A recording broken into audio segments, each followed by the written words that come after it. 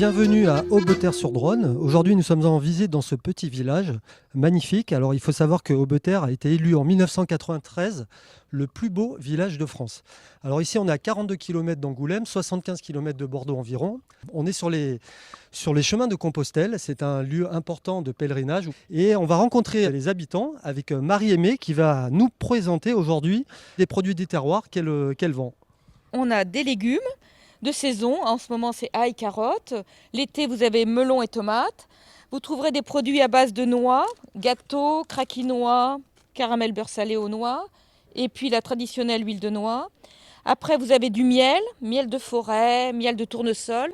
Justement, la particularité de votre boutique, c'est que vous mettez en avant uniquement des produits locaux, c'est-à-dire Voilà. issus d'Aubeterre. Voilà, donc c'est des producteurs locaux qui sont dans un rayon de 25 à 40 km, qui ici mettent en dépôt-vente, c'est-à-dire qu'ils déposent leurs marchandises, je la vends pour eux, et après je les rémunère suivant ce qu'ils vendent. Je crois que je vais me laisser tenter par le chocolat, ça Voilà. vous embête pas?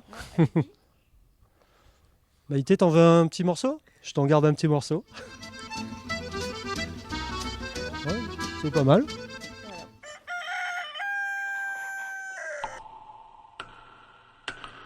Aubeterre-sur-Dronne, c'est un lieu avec beaucoup de monuments historiques et aussi beaucoup d'édifices religieux. On a des sites magnifiques comme ici derrière moi. Vous voyez derrière, dans cette falaise, on peut trouver une église souterraine. Alors c'est la roche qui a été creusée, la roche calcaire. Alors je suis avec Monique justement qui va me parler de cette église qui est un site unique.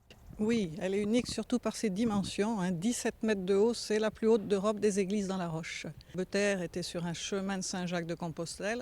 Et ici, il pouvait s'arrêter pour vénérer des reliques qu'il y avait à l'intérieur, des reliques qui avaient trait à la passion du Christ, parce que cette église, c'est une histoire de retour de croisade. C'est quand même le site aujourd'hui le plus visité de Charente-Maritime. Alors au niveau touristique, de Charente, pardon. C'est un site qui est ouvert à l'année. On arrive jusqu'à 60 000 visiteurs.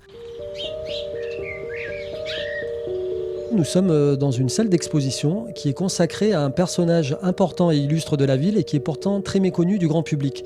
Il s'agit de Ludovic Trarieux. Alors qui était Ludovic Trarieux? Nous sommes ici avec Yveline. Alors Ludovic Trarieux était un fils d'une famille bourgeoise qui était avocat à Bordeaux. Il était ministre de la Justice. De la Justice, et ça en 1895. Et il se trouve que l'affaire Dreyfus, Dreyfus avait été condamné en 1894.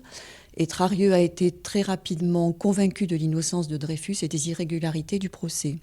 C'est-à-dire que très vite, il a rejoint le camp des Dreyfusards et il a mis un peu de côté sa carrière, on va dire, politique et personnelle. Il était témoin au procès de Zola et c'est là qu'il a pris la décision de fonder la Ligue française pour la défense des droits de l'homme et du citoyen à l'époque. Il est mort avant la réhabilitation de Dreyfus. Trarieux n'a pas connu la réhabilitation de Dreyfus, bien qu'il soit toujours resté engagé dans ce combat-là. Il est mort en 1904 et Dreyfus a été réhabilité en 1906. Cette fois-ci, on n'a plus les pieds sur le sol, on est sur la Dronne, dans un canoë-kayak. Et on est avec Thomas qui va un peu nous parler du club de canoë. Thomas, combien de licenciés déjà dans ce club? Aujourd'hui, on est à 40 licenciés.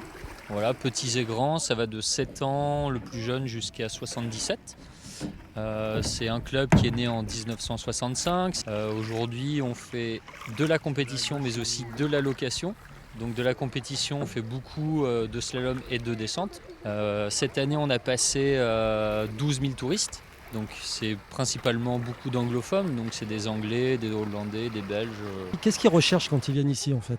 De la tranquillité. Après, c'est vrai qu'on a un milieu assez sauvage. On a des bras qui abritent beaucoup de faune et surtout de flore. Bon voilà, je crois qu'on va se quitter avec quelques petits coups de rame et Thomas. Et puis ravi d'avoir passé la journée avec vous et puis Maïté à Aubeterre. À bientôt.